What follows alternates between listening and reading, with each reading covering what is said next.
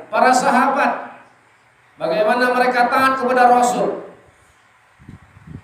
Kalau kita ini kan Islam, kita ini Islam keturunan. Bahkan belum tentu kalau bapak kita, emak kita enggak muslim, kita bisa berubah menjadi seorang muslim.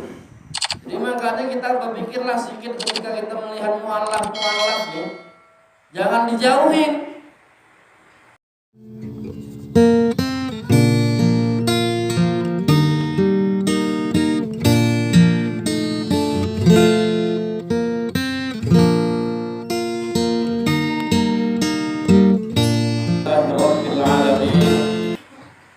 Wassalatu wassalamu ala ashrafil anbiya'i wal mursalin wa ala alihi wa ashabihi rasulillahi ajma'in. Asyhadu an la ilaha illallah wahdahu la syarika lah. Wa asyhadu anna sayyidana Muhammadan abduhu wa rasuluh alladzi la nabiyya ba'dahu.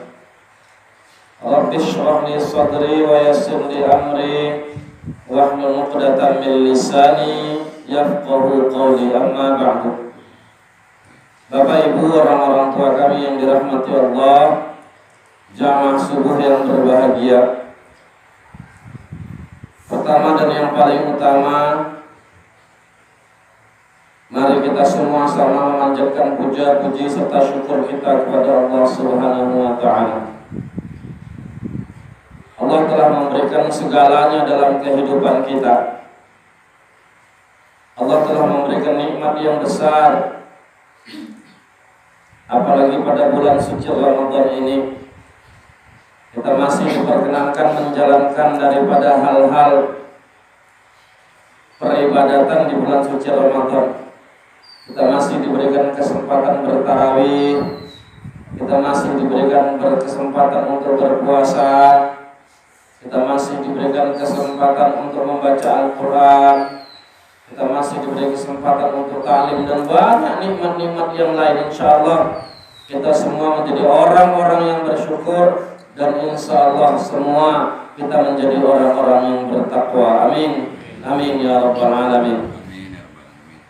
Salat bertangkaikan salam kehadiran junjungan kita Nabiullah Muhammad sallallahu alaihi wasallam. Harapan kita semua ini, orang-orang tua kita, ayah bunda kita, anak-anak kita, bisa menjalankan sunnah-sunnah Rasulullah, dan insya Allah kita semua akan mendapatkan syafaatnya. Amin ya rabbal alamin. Bapak Ibu, orang-orang tua kami yang dirahmati Allah Subhanahu wa taala, sebelumnya mari sama-sama kita membacakan sepaling Fatihah yang kita hadiahkan untuk orang-orang tua kita, keluarga kita, orang-orang terdekat kita yang telah mendahului kita. Ila hadini al-Fatihah. A'udzu billahi minasy syaithanir rajim. Bismillahirrahmanirrahim. Alhamdulillahi rabbil alamin. Ar-Rahmanir Rahim. Maliki yaumiddin. Iyyaka na'budu wa iyyaka nasta'in. Ihdinas siratal mustaqim. Siratal ladzina an'amta 'alaihim ghairil maghdubi 'alaihim waladdallin. Amin. Bapak Ibu, orang tua kami yang dirahmati Allah Subhanahu wa taala, pada hakikatnya semua perintah Allah wajib dilaksanakan bagi orang-orang yang beriman. Tidak ada satupun perintah yang tak boleh dilanggar. Larangan harus ditinggalkan, perintah harus dikerjakan. Tapi setidaknya ada 6 perintah Allah Subhanahu wa taala yang dijadikan 3 pasang. Dan apabila cacat satu di antaranya, hilang kesempurnaan iman dan bisa menjadi kita orang-orang yang kafir. Yang pertama, pasangan itu adalah atiullah wa atiur rasul. Ini kalau salah satu, tak Islam kita nih. Taat kita kepada Allah, tak taat kita pada Rasul, nggak ada di Islamnya. Taat kepada Rasul, nggak taat sama Allah, ya gawat betul.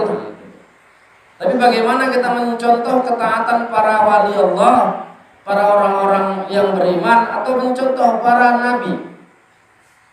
Karena mereka semua adalah contoh-contoh tauladan yang harus kita ikuti.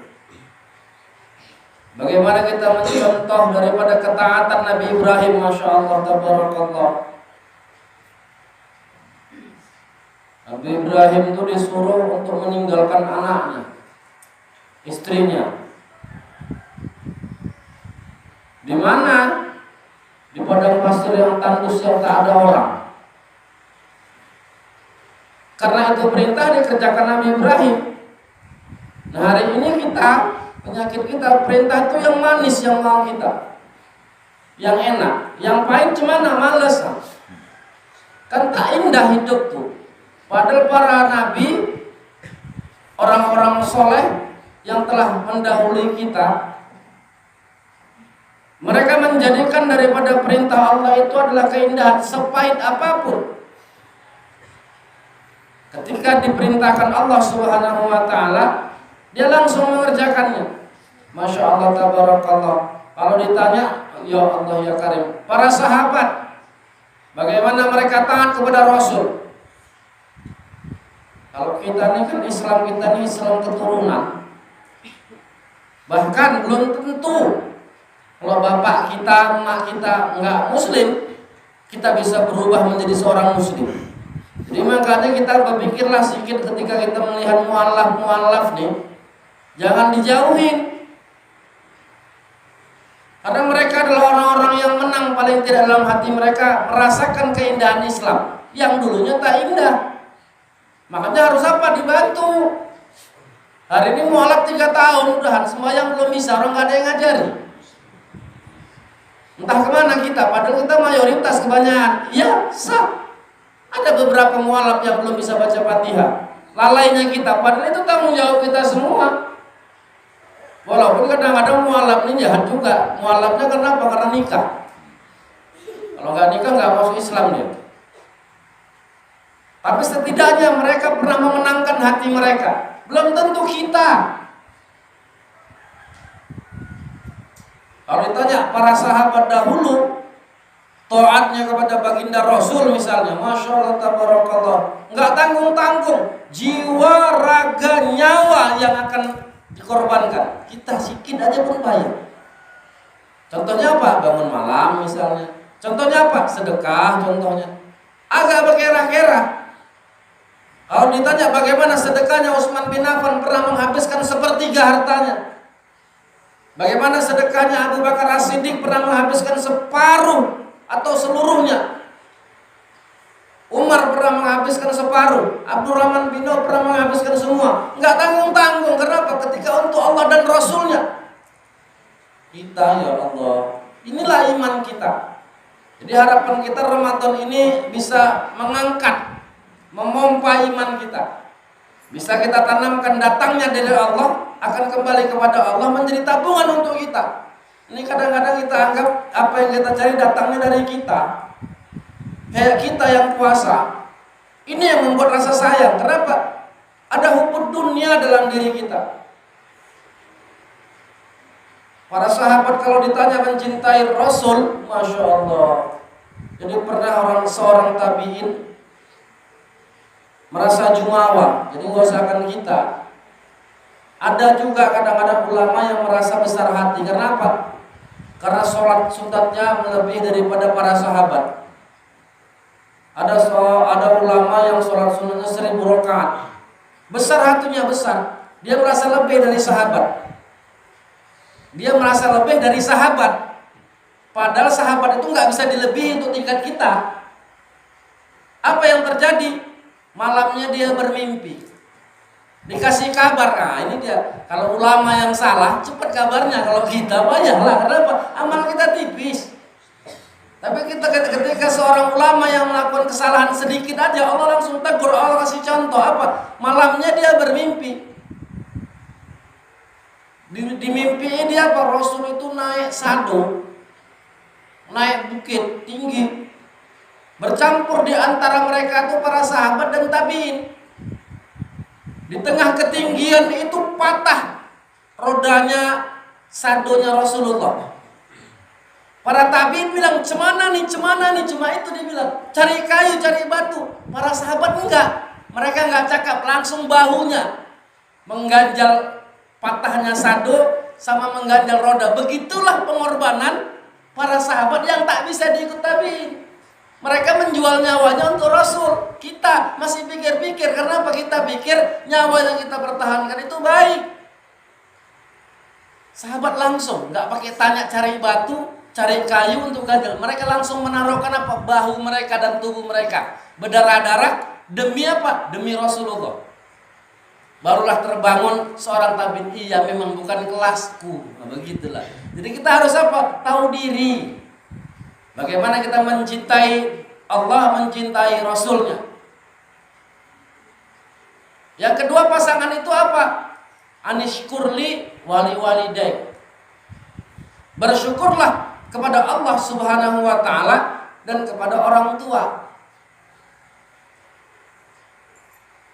Nah, hari ini bagaimana kita sebagai seorang anak? Masya Allah, tabarakallah. Kadang-kadang masih banyak bantahan yang keluar dari mulut kita. Apalagi untuk terkhusus seorang ibu yang sering basi dibantah anak-anaknya. Seorang ibu yang sanggup menggadaikan nyawanya, melahirkan, menahankan sakit di atas sakit. Ketika tuanya kadang-kadang terlantar, kadang-kadang masih merasakan kesedihan. Kenapa? Anaknya 6, bukan anaknya 1, 6 anaknya. Orang zaman lah, KB belum ada, main ceracrot tiap tahun. 6 anaknya. Tapi ketika tua, terlunta-lunta dia, menahankan kesedihan. Nggak ada orang yang bisa direpetinya karena tak ada anak tempatnya bertinggal. Mama ini kalau udah umurnya 68-an agak doyan memang repet. Tapi itulah seni hidupnya. Nggak didengar dosa, didengari pujian. Nah, ini dia payahnya kan. Orang kayak Quran buruk, dipijak tetap berdosa, dibaca tak bisa. Nah, jadi kayak mana ya, didengerin aja, orang nggak rugi kok. Bayar enggak? Mawak ngerepet tuh kan nggak bayar udah. Tenang aja, matanya udah agak-agak lamur kan, jawab bukan terang kali, didengar aja. Jangan dijawab. Kenapa? Satu jawaban perkataan kita ketika menyinggung hatinya, takutnya dibawa mati sama dia, perkara sama kita. Karena apa? Ada seorang sahabat Rasul, tukang sedekah, tukang tahajud, tukang zakat, tukang semuanya. Tapi ketika dia mendahulukan seorang istrinya timbang emaknya tersinggung waktu mati, gawat. Mengucapkan asyhadu alla ilaha illallah wa asyhadu anna muhammadar rasulullah yang tiap hari disebutnya entah berapa kali, nggak bisa. Kenapa? Karena hati emaknya tersinggung sampai mau dibakar sama Rasul. Begitulah saktinya emak tadi. Nah, jadi kita yang masih punya emak, masih punya ayah nih, agak pikir-pikirlah, apalagi mau Idul Fitri nih. Jangan ditanya, "Mak ada duit?" Mak tetap jawab ada. Tapi ini mak ini duit, ya diambil. Ini orangnya nggak punya. Dia cuma punya 30.000. Dia punya cuma 150.000. Dia mau beli daging, dia mau beli kue, dia mau beli roti. Kalau cuma mulut kita nanya, "Mak ada duit?" bisa dipastikan 1000% dia jawab, "Ya ada." Tengok kue tadi nggak beli juga, dia orang tak cukup. Dikasih aja, jangan ditanya. Orang kita dulu kecil-kecil pun dikasih jajan untuk jajan. Bukan mak jajan asal SD ini jajanmu ya. Perkara jajan nggak jajannya kita kan tetap keluar. Kalau bisa kita membalasnya supaya apa? Terbuka pintu surga tuh. Nah, gitu-gitunya hidup nih. Jadi apa yang telah dibuat emak kita, dibuat ayah kita, pikir-pikir untuk membalasnya. Supaya apa? Supaya masuk kita termasuk anak-anak yang berbakti kepada kedua orang tua. Ini dia. Jadi bersyukur kita kepada Allah telah diberikan nikmat. Karena apa? Enggak semua orang mendapatkan nikmat-nikmat yang kita dapati. Kita punya mata yang indah, mungkin orang tak bisa melihat. Kita punya mulut yang sehat, bisa makan, bisa merasakan daripada makanan. Mungkin ada orang yang cacat, kita bisa merasakan tangan, banyak semuanya. Kenapa? Nikmat yang Allah berikan kepada kita, belum tentu orang lain merasakan nikmat itu. Jadi banyak-banyak bersyukur kepada Allah Subhanahu wa Ta'ala. Dan tempat bersyukur hanya Allah. Kenapa? Allah yang memberi semuanya. Kenapa? Tak ada dari tak Allah semua. Allah lah semua yang kasih. Kalaupun ada dari seseorang, dari jiran tetangga, itu hanyalah daripada perantaraan saja. Haknya adalah Allah yang beri. La tataharraku, nggak bergerak daun.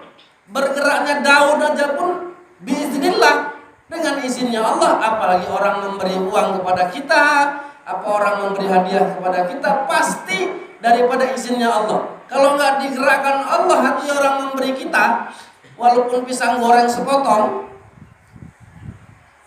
nggak mungkin orang memberi kita.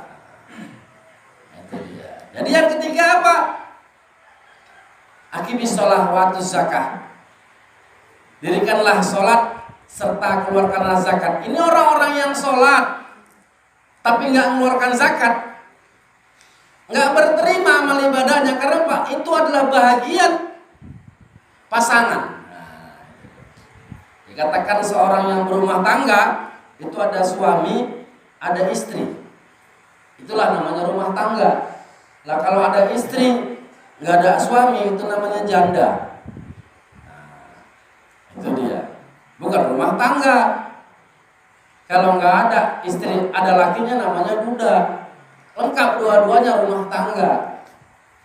Jadi begitulah kita ketika kita beribadah kepada Allah, atiullah wa ati Rasul, kedua-duanya harus. Ketika kita bersyukur, haruslah bersyukur kepada Allah dan kepada kedua orang tua. Yang ketiganya, ketika kita mendirikan sholat, ingat keluarkan zakat. Yang kaya keluarkan zakat malnya. Hitung. Jangan pelit-pelit kali, nanti terbakar, nanti gosong, nanti hilang, nanti jatuh. Kalau jatuh itu kan biasanya jatuh barang berharga. Kalau satunya jatuh satu motor, 400 ribunya. Tapi kalau cincin jatuh segini, emas kan puluhan juta. Jadi takutlah punya harta. Kenapa? Kalau tidak dizakatkan ataupun disedekahkan. Bapak Ibu, orang-orang tua kami yang dirahmati Allah Subhanahu wa Ta'ala, harapan kita, insya Allah kita semua bisa beramal ibadah kepada Allah Subhanahu wa Ta'ala dan benar-benar taat, serta kita tahu mensyukuri setiap nikmat-nikmat Allah Subhanahu wa Ta'ala, dan kita semua bisa menjaga sholat kita dan ibadah-ibadah kita. Amin. Amin amin ya rabbal alamin. Subhanakallahumma wa bihamdihi, subhanakallahumma wa bihamdika, asyhadu an la ilaha illa anta, astaghfiruka wa atubu ilaik. Assalamualaikum warahmatullahi